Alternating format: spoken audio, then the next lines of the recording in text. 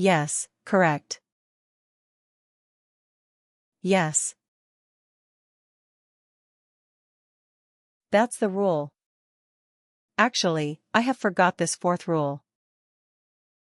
So it's good that you have.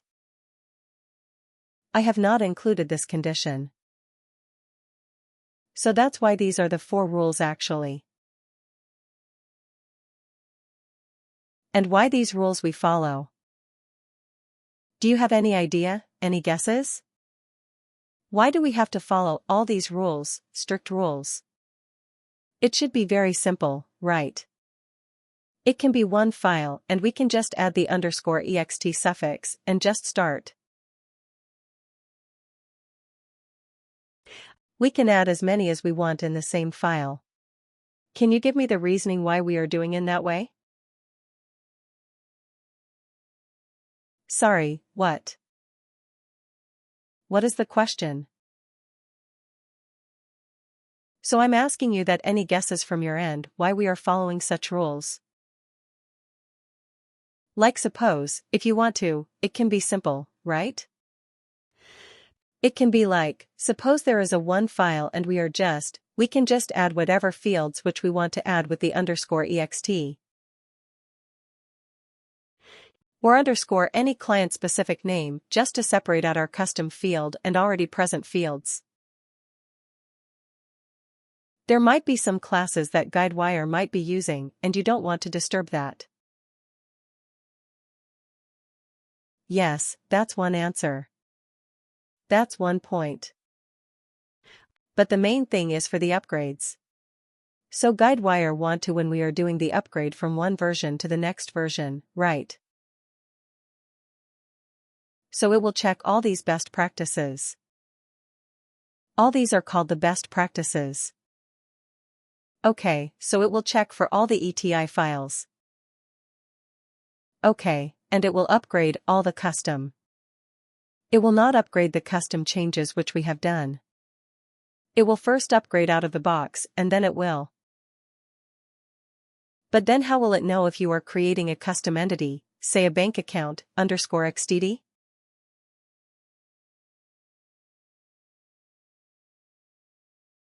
How will Guidewire know if it's a custom entity or not, because we are ending it with ETI? Yeah, but it will know through this ets file would be there right with _ext. So what I am saying is okay if both are not present.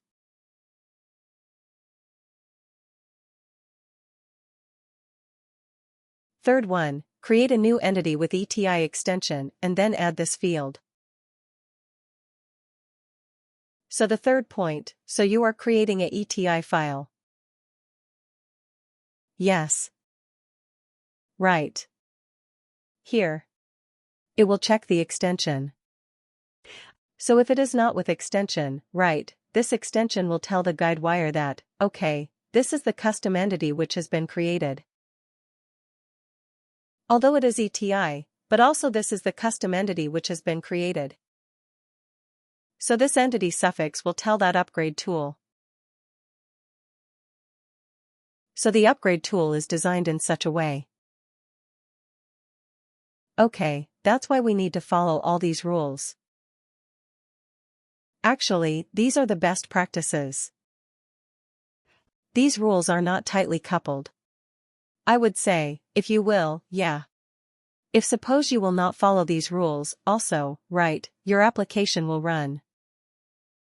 But in that case, you will not be able to follow the best practice while upgrade right.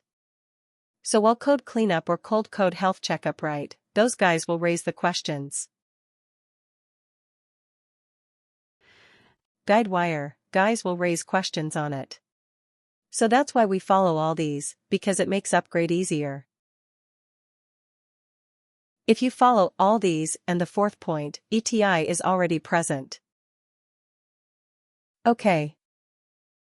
Which is not suffixed with _ext. So basically, if it's an entity class that's not customized, then we should not be changing it. Yes, we cannot change that. Because 4 entities should never be touched. If you modify, you need to create that as _ext and then try to add something there. Correct. The main thing. So in ETI, you never add a column also. Correct.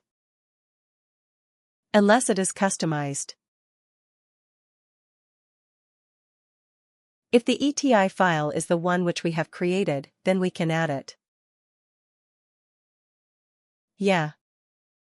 If it's not a custom entity, then we should not add anything to the ETI file. Correct. Now you got it. Then we have to create an ets. There we have to do the changes. Okay. And some of the projects follow these best practices also. And some of them are not following it because these are not mandatory. These are just the best practices.